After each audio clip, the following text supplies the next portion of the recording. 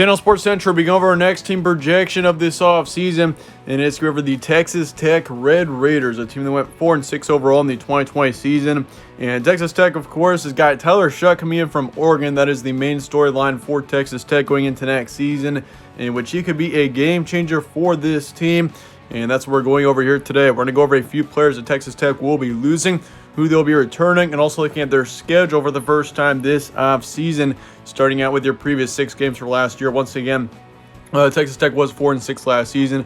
Was not a terrible season for the Red Raiders. I mean, 4-6 obviously is not a great record, but I mean, this team was not terrible last season. They had some good wins down the stretch.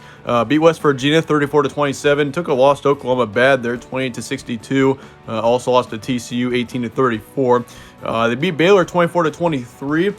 Lost to Oklahoma State by 6, 44-50. Beat Kansas though 16-13. So this team did win 3 of their last 6 games, and they did improve over last season. I will say they were 2-3 in their first 5 and last 5 games. But Texas Tech overall, being at 4-6, did not have a terrible 2020 season. But now, for the roster preview for this team, once again, Alan Bowman is transferring to Michigan, so he's not even going to be a backup for this team next season.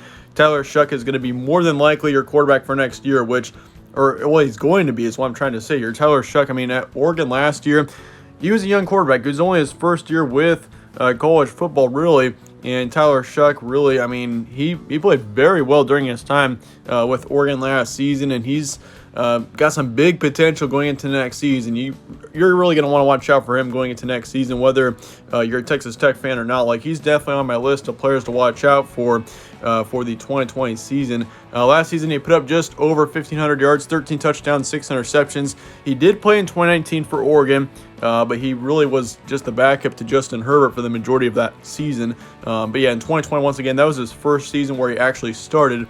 Once again, putting up over 1,500 yards, 13 touchdowns, 6 interceptions as well.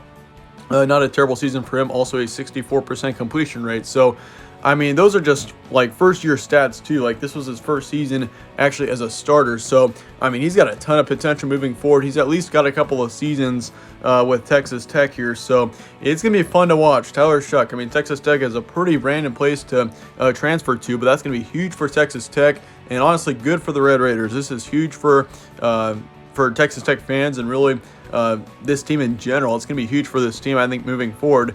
We could see a couple of really good seasons out of Texas Tech, especially if Tyler Shough continues to develop and get better. But then, of course, you got Thompson, your top running back. He's coming back for next season. That is going to be a big return there. Looking at him, he put up just over 600 yards of rushing, 700 total yards last season, 8 touchdowns. You also got Xavier White coming back. He was your second running back, putting up just over 500 yards and 2 touchdowns. Of course, you got your top wide receiver coming back. Same thing with your second wide receiver. So you got both of your top wide receivers coming back next season. Miles Price, all of them. That's going to be big for this team as well, as both of them combined for just over 1,000 yards last year. Of course, you got TJ Vasher. He was your third wide receiver. He will not be back for next season, putting up just over 200 yards last year and 2 touchdowns. He did have an impact on this team, but really, I mean, skill players positions look great for Texas Tech going into next season. That's going to be huge for this team. I mean, of course, Alan Bowman, when he did play with this team last season, I mean, he put up some pretty good stats. Just over 1,600 yards, 10 touchdowns, 7 interceptions, also a 65% completion rate. So he should have success with Michigan, but Tyler Shough, I do believe, is the better quarterback in that situation, and I'm looking forward to seeing what Tyler Shough does with Texas Tech once again. This is going to be a very interesting year for the Red Raiders. Of course, you lose 1 offensive lineman, 1 defensive lineman, 2 in the secondary as well. So you do lose 3 starters overall on the defensive side, which I'm not really concerned about that. But looking at how much will Shough have an impact on this team?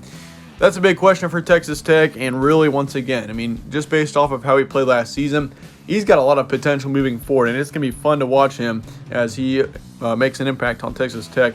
Potential Big 12 dark horse, though, for Texas Tech. Of course, this team has not been a Big 12 contender in quite a while, so that would be a huge step for Texas Tech. But I do believe this team more than likely will be a top 6 team, maybe even a top 5 team, meaning a top half team in the Big 12 next year. I mean, especially with Tyler Shough and the amount that you're returning, like this team does have quite a bit of potential going into next season. Of course, with your schedule here, you start off the season with Houston in a neutral location. You got Stephen F. Austin, Florida International as well. So your non-conference games are very easy next season. You got 3 very easy non-conference games. Should start off the season 3-0 pretty easily, I'd say, unless something goes horribly wrong. Then you got Texas and West Virginia. Then on the road after that, you got TCU and then Kansas. And then to finish out your October, you got Kansas State and Oklahoma on the road. Oklahoma on the road is going to be a tough one, probably the toughest game on your schedule. Then you got Iowa State a couple of weeks later, Oklahoma State and Baylor as well. So the schedule actually sets up really well for Texas Tech, and that is going to be huge for you guys. Your schedule looks great. Really, you don't have too many tough games. Really, in the Big 12, considering you play you play every opponent in your conference schedule every season, that doesn't really matter. It's just a matter of your non-conference games, which Texas Tech has got probably one of the easiest non-conference schedules in the country. So, this team should do just fine there. But looking at the first half of your season, Houston should be a win. I'm definitely saying that Texas Tech should be the favorite there. But I'm going to keep it as a yellow game just for now. SF Austin's going to be a win. Florida International is going to be a win. I do expect Texas Tech to start off the season 3-0 pretty easily. I'd be very surprised if this team took a loss in the first 3 games. If you do take a loss in your first 3 games, though, that is going to be brutal. I do not think your season is going to go too well if you lose one of your first 3 games, just based off of the talent level of those first 3 teams. Texas, West Virginia, TCU are all going to be close games.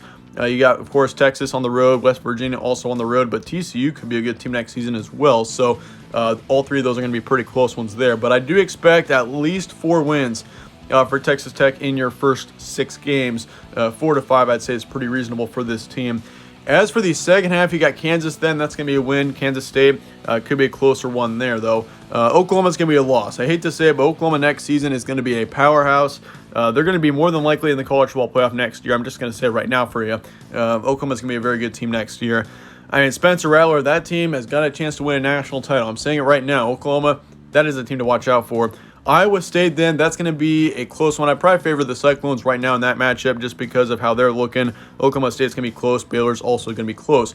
Ceiling is going to be 9-3 for Texas Tech. Honestly, I might raise that to 10-2. 10-2 could potentially be your ceiling, considering, if you lose to Oklahoma and Iowa State, that means you got to win every other game, which would be a hefty task. But I do think, it's not far off to say that Texas Tech could. I'm not saying that they will, but I'm saying it's potentially possible that this team could get 9 to 10 wins next season if everything goes great. But your projection, I'm going to keep that at 7-5 for now, and that's kind of a conservative projection. I think 7-8 wins for Texas Tech is very reasonable next season, which, that would be a great season. If you can get over 7 wins, I'd say that would be a great season for this team. Once again, you haven't been a big contender in quite a while, so it would be a huge step for Texas Tech to get that many wins. But I think 7-8, once again, is very possible for this team, especially if Tyler Shuck is healthy and he plays well. 7-5 is definitely possible for this team. 5-7 is going to be your floor, which honestly, I could honestly raise the ceiling projection and floor by 1 win each. Once again, projection could easily be 8-4 as much as 7-5 for Texas Tech. I just think this team has got, just the returning production in general is good enough for me to say that Texas Tech has got a lot of potential going into next season. But I'd like to hear your thoughts in the comments below on Texas Tech. I do appreciate you guys all watching. Stay tuned for more from All Sports Central. I'll see you guys all later.